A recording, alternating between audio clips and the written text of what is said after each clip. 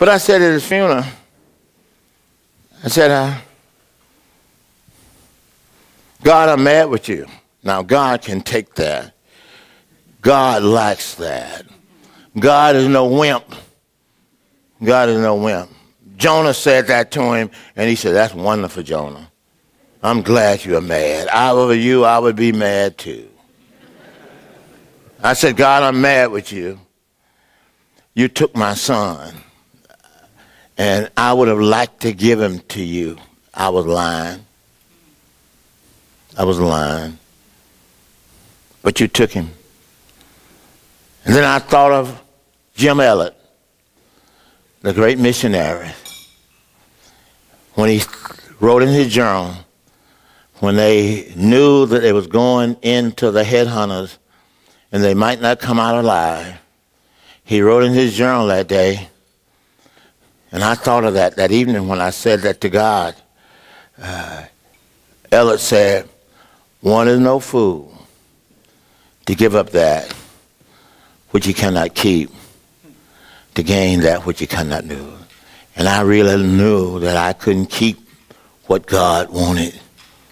I realized it. I said, God, though, will you tonight, just in a symbolic way, give him back to me and let me give him to you, because I can't keep him.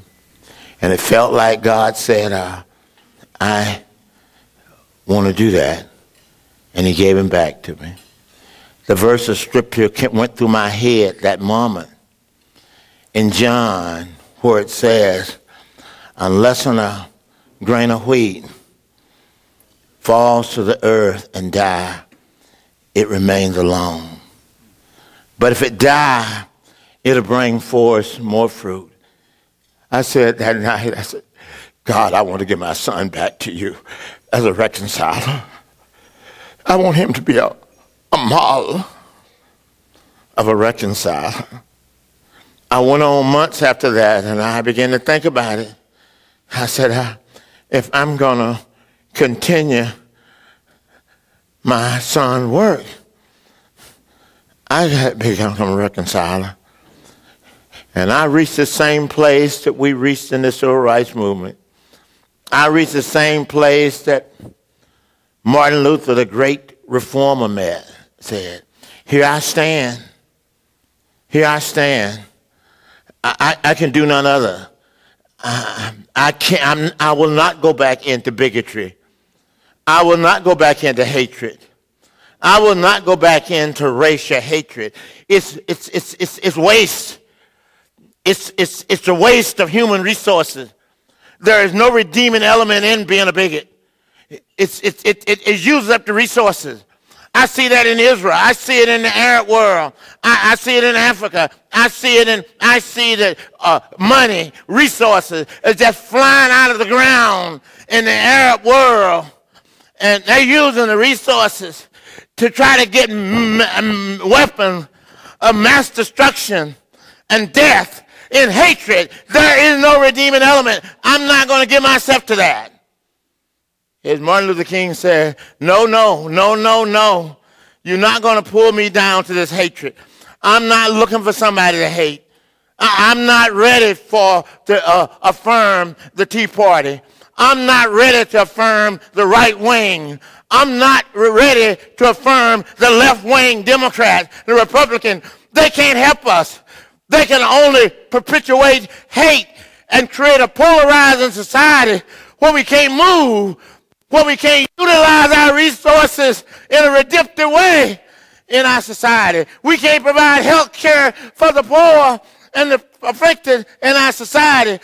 We got resources to do that in our nation. And so I'm not going to fall victim to this. You got to hate your brother. You got to hate your brother. I don't believe there's no redemption in it. I don't believe God is over there. That said, God is love, and love is of God. He that hateth knows not God, because God is love. I'm not going to give myself to that kind of stuff. We need a generation of people here who have overcome, like you young people, your racism and bigotry, coming together and reflecting that unity, that we can make this kind of world that we want to make. This is a moment. You are the people. You are the people. You are the people that can do that. It's been a lot of expectation of you. It's been a lot of hope for you. And we're finally here. We are at Kadesh Barnea the second time. We went there one time and went back into the wilderness and died. I believe we're going in. I believe that this is a generation that can make that our nation a reality. That's the kind of leadership we need. That's the kind of leadership I think you represent. And so would y'all forgive me for using my introduction as a sermon tonight. But let me say just a few words. What I think I will say here and summarize it, and I'm going to do a workshop tomorrow where I'll do it more fully. Because what I'm striving for is a curriculum to develop justice leaders. I'm working on that. A curriculum to produce justice leaders. So if you would let me, I'll just run through and give you an overview of what justice leaders would look like. Yeah. The prototype in the Bible of all leaders for justice is Moses. Moses is the author of the blueprint of what was to be a just society. Just society. Moses said that about himself. He said, God is going to raise up leaders from among you, just like me, whom the people are going to obey.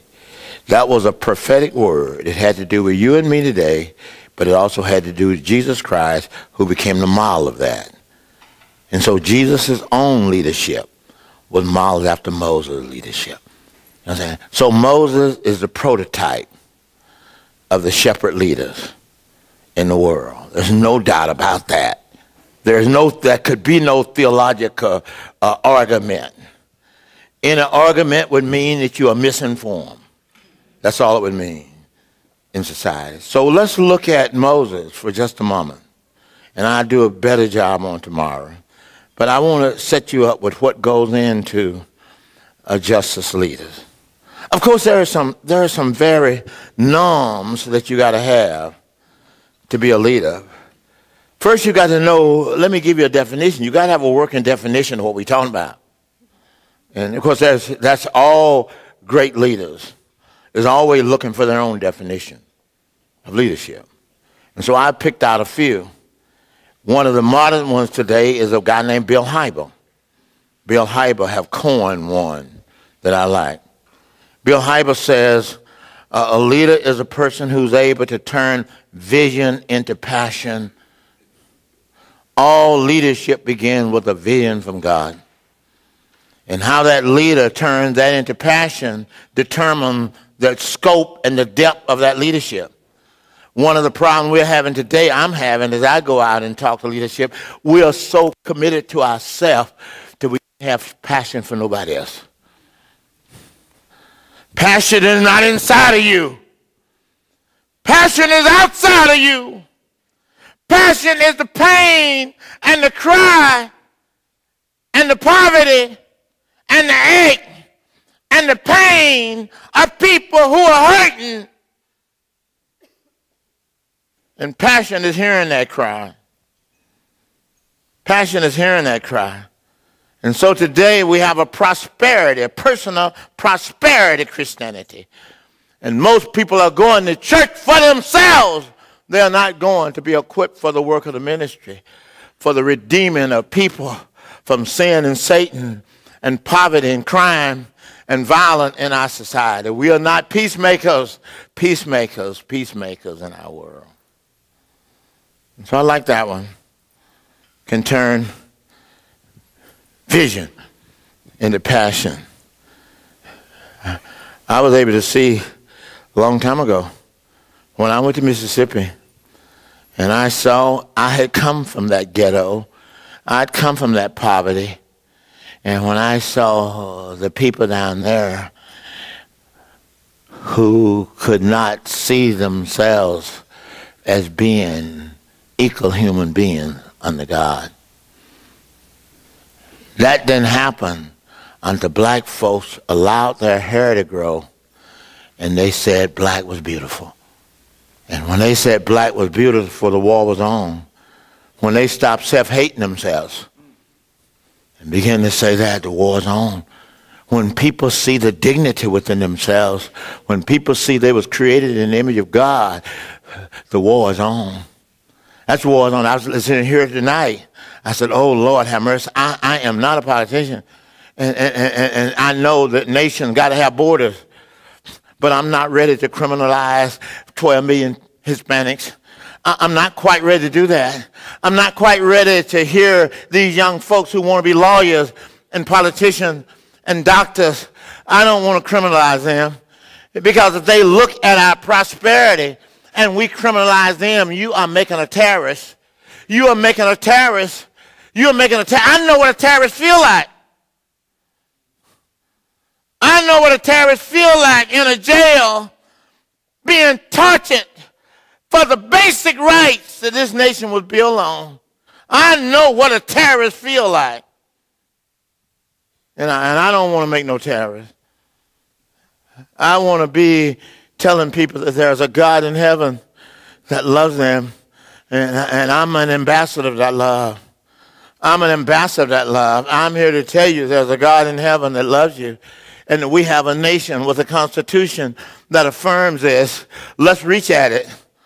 Let's go for it. Let's cherish a nation like that. Let's make this nation a beautiful reality.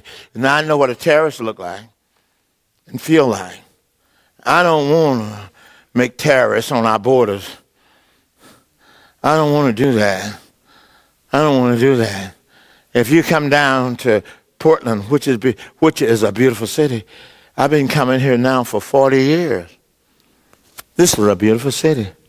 This city has remade itself. And to see all that beauty and to see that urbanization as you cross the bridges there, the beauty of all of that, and then to say you can't participate in this. Oh, man. We are blindsided. We are blindsided. This nation can have a new birth. We can transform this nation. We can make it so we understand. My working definition, what is a leader?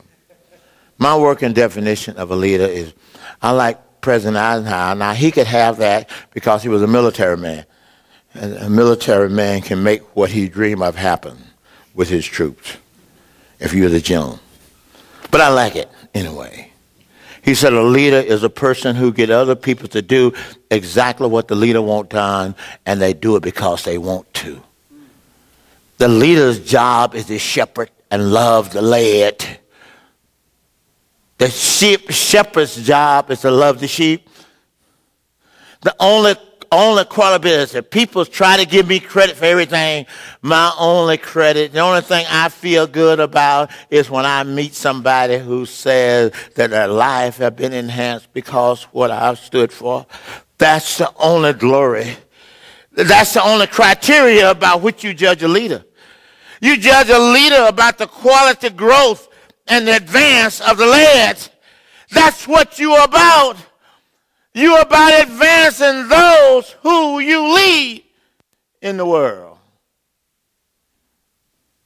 Not by your fanfare. I was talking to some people yesterday. I said, I avoid the press. I don't want to give them too much power in my life. Because if they make you, they can pull you down.